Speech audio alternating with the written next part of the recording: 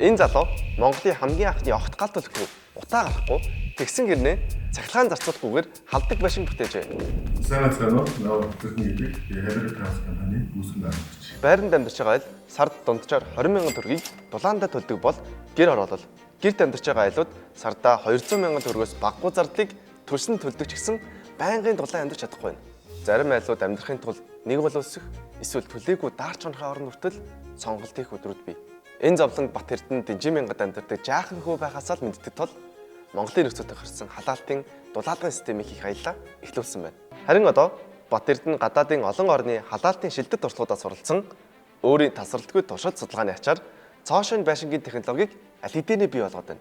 Нарны тусгалыг маш сайн мэдрэгээр хүлээж авч маш хурдан халдаг тийм шаварлагын үеийг бид хийсэн байх. Тэн дээр хан дээрээ бараг 80-90 градус хүртэл хална. Энэ агарын градус нь одоо бол 40 хэдэн градус хүртэл халдсан байна.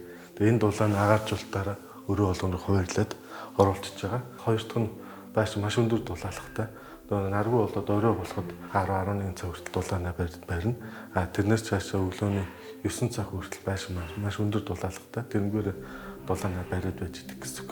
Анх төрий ганцаараа гаражинда пар угсаж эхэлсэн Hybrid House компани одоо 100 орчим ажилтнуудынхаа хамтаар 2000 орчим өрхийг халаалтын системд болгож 60-аас 600 м2 хэмжээтэй дулаан алддаггүй байгаль дээлтэй 100 гаруй машин барьсан байна.